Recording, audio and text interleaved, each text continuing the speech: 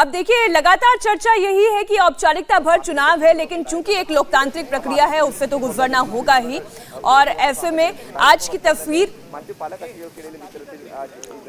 और मीनाक्षी, निश्चित तौर पर सबसे बड़ी चुनौती एनडीए कैंडिडेट के लिए ये रहेगी कि आखिर वो अपना जीत का जो फासला है वो किस प्रकार का कर पाती है। इसमें कोई दो राय नहीं, जैसा कि बार बार हम बता रहे हैं, सभी दलों के जो पब्लिक पोस्टरिंग है, पब्लिक अनाउंसमेंट है, उसके आधार से आंकड़ों को अगर देखें तो सीधे समझ में आ रहा है कि द्रौपदी मुर्मू जीतेंगी। लेकिन वो जीत का फासला कैसा होगा, क्या अभी तक जो समझ में आ रहा है 61% के आसपास ये उतना पे ही रह जाएगा या और आगे बढ़ेगा?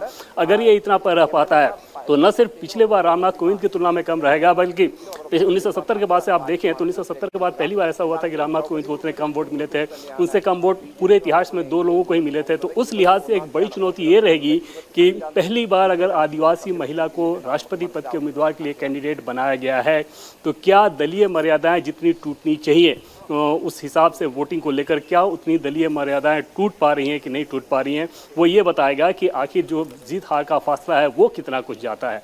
मीनाक्षी, और एक भावुक अपील तो आनंद प्रकाश पांडे अभी हमारे साथ हैं, यशवंत सिन्हा की तरफ से भी की गई है। आनंद, तो क्या उस अपील का भी कोई असर हो सकता है क्या? हालांकि हमने आखिरी वक्त में बहुत सारे राजनीतिक दलों को पाला बदलते हुए देखा, वो द्रौपदी मुर्मू के सपोर्ट में आए, जेएमएम ने सपोर्ट किया, शिवसेना ने सपोर्ट किया।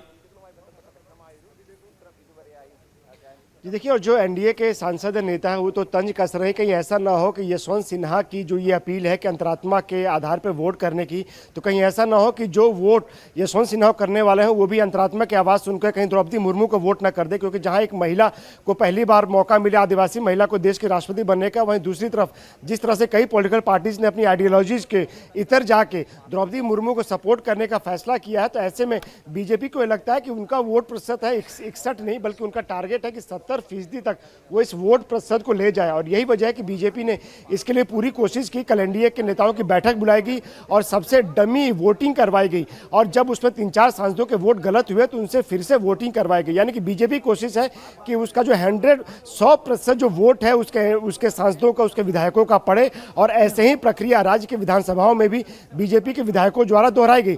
बीजेपी की कोशिश है कि जितने भी उनके सांसद हैं, उनके विधायक हैं, एनडीए के सांसद है, विधायक है, उनकी 100% वोटिंग हो और 100% सही वोटिंग हो। और ऐसे में बीजेपी ने टारगेट हालांकि रखा है 70% तक वोट प्रतिशत ले जाने का। हालांकि ये जरूर है कि उन्होंने टारगेट ज्यादा रखा है, लेकिन बीजेपी कहना है कि अगर हम टारगेट ज्यादा रखेंगे तभी हमारा जो मार्जिन है वो बढ़ेगा। और ऐसे में जो एक मैसेज देना चाहते हैं एक आदिवासी को, महिला को उपराष्ट्रपति बनाने का, तो मैसेज सही मायनों में सफल हो पाएगा। इंडिया टीवी हर वक्त हर जगह डाउनलोड करने के लिए सर्च करें India TV news Google play store या ऐप स्टोर पर।